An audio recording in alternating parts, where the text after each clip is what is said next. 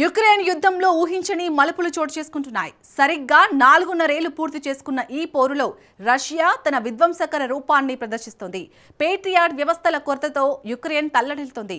దాన్ని ఆసరాగా చేసుకుని పుతిన్ బలగాలు ఊచకోతకు దిగుతున్నాయి. సుఖోయ్ 35 ఫైటర్ జెట్లు, అత్యంత ప్రమాదకరమైన ఇస్కందర్ క్షిపణులు, గ్లైడ్ బాంబులు, డ్రోన్ల గుంపులతో యుక్రెయిన్ నగరాలపై విరుచుకుపడుతున్నాయి. అసలు రష్యా ఉపయోగిస్తున్న ఈ ఘోర ఆయుధాల సాంకేతిక రహస్యమేంటి? పేట్రియాట్ డిఫెన్స్ సిస్టమ్ ఎందుకు విఫలమవుతోంది? యుక్రెయిన్ను విలవిలలాడిస్తున్న ఆ భయంకర పోరాటంపై స్పెషల్ స్టోరీ. ఉక్రెయిన్లో Su-35 విలయం సృష్టిస్తోందా? ఉక్రెయిన్కు గ్లైడ్ బాంబులు పాస్యాలుగా మారాయా? యుద్ధంలో రష్యా డ్రోన్ల విధ్వంసం కథ ఏంటి?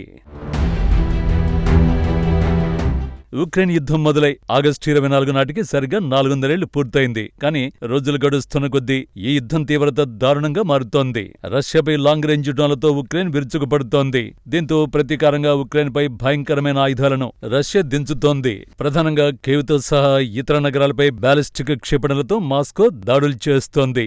వాటిని అడ్డుకునే సామర్థ్యం ప్రస్తుతం ఉక్రెయిన్ వద్ద ఉన్న ఒక్క పేట్రియాట్ వ్యవస్థకు మాత్రమే ఉంది. కానీ ఇటీవల రష్యా జరిపిన విస్తృత క్షిపణి దాడులతో యుద్ధ ప్రాంతమంతా రక్తసిక్తమైపోయింది.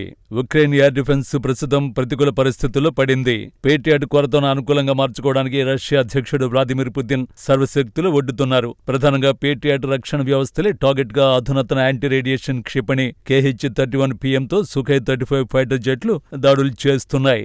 ఒక రకంగా ఉక్రెయిన్ ను Su-35 ఫైటర్ జెట్లు విలవిల వణికిస్తున్నాయి. ఏమిటి సుఖోయ్ 35? ఎందుకు పేట్రియాట్లు దాన్ని అడ్డుకోలేకపోతున్నాయి? ముందు సుఖోయ్ 35 ఫైటర్ గురించి చూద్దాం. ఇది multi role super fighter jet. గగనతలంలో ఆధిపత్యం సాధించడంలో దీనికి మించింది లేదు. గాల్లో, నేలపై, సముద్ర ఉపరితలంలో ఉన్న లక్ష్యాలను తుక్కు చేయడానికి దీనిని రష్యా ప్రత్యేకంగా డిజైన్ చేసింది.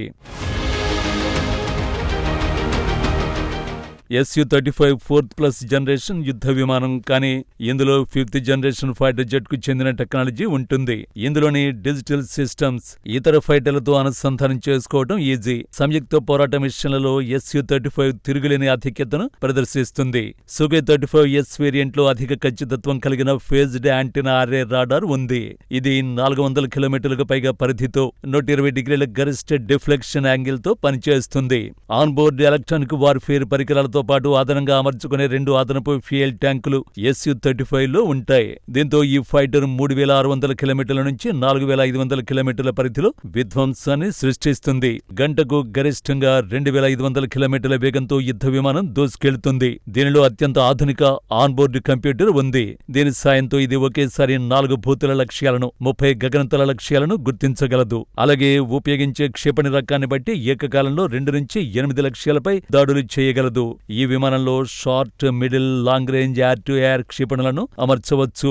వీటితో పాటు ఎయిర్ టు గ్రౌండ్ యాంటీషిప్ క్షిపణులు, ఖచ్చితమైన లక్ష్యాన్ని ఛేదించే గైడెడ్, అన్గైడెడ్ బాంబులను మోసుకెళ్లే సామర్థ్యం Su-35 ఫైటర్ జెట్ కు ఉంది. ఫలితంగా ఇది సముద్రంలో, నేలపై, నింగిలో ఉన్న శత్రు లక్ష్యాలను సమర్థవంతంగా నాశనం చేయగలదు. ఎలక్ట్రానిక్ జామింగ్స్ ప్రతిదాడి పరిస్థితుల్లోనూ సుఖోయ్ 35 ప్రతికూల వాతావరణాన్ని తట్టుకుని నిలబడగలదు. ఇది శత్రు దాడులను తిప్పికొట్టడం, గగనతల రక్షణ కల్పించడంలో Su-35 ఫైటర్ కు ఎదురుండదు. ప్రస్తుతం ఉక్రెయిన్ సరిహద్దులోని 1250 కిలోమీటర్ల పొడవైన సరిహద్దు రేఖ వద్ద సుదీర్ఘ పోరాటం సాగుతోంది. ఈ క్రమంలో ఉక్రెయిన్ అధ్యక్షుడు జెలెన్స్కీ తమ బలగాలను బలిపశువులుగా మారుస్తున్నాడా? ఉక్రెయిన్ ఇప్పుడు లొంగిపోవాల్సిన సమయం ఆసన్నమైందా అనే ప్రశ్నలు తలెత్తుతున్నాయి. ఉక్రెయిన్ వద్ద ఉన్న పేట్రియాట్ ఇంటర్సెప్టర్ల కొరతను రష్యా పూర్తిగా అనుకూలంగా మార్చుకుంటోంది. యుద్ధంలో అలసిపోయిన ఉక్రెయిన్ ఇప్పుడు అమెరికా ఎయిర్ డిఫెన్స్ సిస్టమ్లనే నమ్ముకుంది. అయితే ఈ ఇంటర్సెప్టర్ల కొరత తీవ్రంగా ఉండడంతో రష్యా దాడుల్ని అడ్డుకోవడం ఉక్రెయిన్ కు రోజురోజుకు అత్యంత క్లిష్టంగా మారుతోంది. మరోవైపు పేట్రియాట్ వ్యవస్థల తయారీ లైసెన్సులు ఉక్రెయిన్ కి ఇవ్వడానికి సిద్ధంగా ఉన్నట్లు డొనాల్డ్ ట్రంప్ ప్రకటించారు. అయితే దీనికి సంబంధించిన వివరాలు, కాలపరిమితిపై స్పష్టత లేదు. కానీ ఇంటర్సెప్టర్లను ఉక్రెయిన్ ఉత్పత్తి చేయాలంటే కొన్నేళ్లు పట్టే అవకాశం ఉంది. సోవియట్ కాలం నుంచే రష్యా వద్ద ప్రపంచంలోనే అతిపెద్ద బాలిస్టిక్ క్రూయిజ్ క్షిపణుల నిల్వలు భారీగా ఉన్నాయి. దీంతో వైమానిక దాడుల్లో రష్యా స్పష్టమైన ఆధిక్యాన్ని ప్రదర్శిస్తోంది. మాస్కో వైమానిక, మిలిటరీ వ్యూహాల్లో రష్యా స్ట్రాటజిక్ రాకెట్ ఫోర్సెస్ కీలక పాత్ర పోషిస్తోంది. పోరాటాల్లో శత్రు క్షిపణులను అడ్డుకోవడమే కాకుండా ఖండాంతర అణ్వాయుధాలను నిమిషాల్లో సరఫరా చేసే విభిన్నమైన వ్యవస్థలు రష్యా వద్ద ఉన్నాయి. అంతేకాదు రష్యాలో క్షిపణులను భారీ ఎత్తున ఆధునీకరించే కార్యక్రమం నిరంతరాయంగా సాగుతోంది. ఇందులో భాగంగా అత్యాధునిక సామర్థ్యాలు కలిగిన కొత్త రకాల బ్యాలిస్టిక్ క్రూయిజ్ క్షిపణులను మాస్కో ఉత్పత్తి చేస్తోంది. ఖచ్చితమైన లక్ష్యాన్ని ఛేదించే క్రూయిజ్ క్షిపణుల రంగంలో కూడా రష్యా అత్యంత వేగంగా పురోగతి సాధిస్తోంది. ఇక ఉక్రెయిన్ వణిగిస్తున్న ఆయుధాల్లో ఇస్కందర్ క్షిపణి ఒకటి. శత్రువుల నిర్దిష్ట లక్ష్యాలను, ప్రాంతాలను సమర్థవంతంగా నాశనం చేసే విధ్వంసకర ఆయుధం ఇది. ఇస్కందర్ సిస్టంలో 2 solid propellant single stage guided క్షిపణి ఉంటాయి. 400 నుంచి 500 కిలోమీటర్ల పరిధిలోని లక్ష్యాన్ని పిన్ పాయింట్ తో ధ్వంసం చేస్తోంది. 700 కిలోల బరువున్న సంప్రదాయ అణ్వస్త్రాలను ఇస్కందర్ మోసుకెళ్తుంది. ఒక క్షిపణి ప్రయోగించిన నిమిషంలోపే రెండో క్షిపణిని లాంచర్ ప్రయోగించగలదు. ఇక ఇస్కందర్ తో పాటు ఉక్రెయిన్ పై పాత సోవియట్ బాంబులను గ్లైడ్ బాంబులుగా మార్చి పుతిన్ విధ్వంసాన్ని సృష్టించాడు.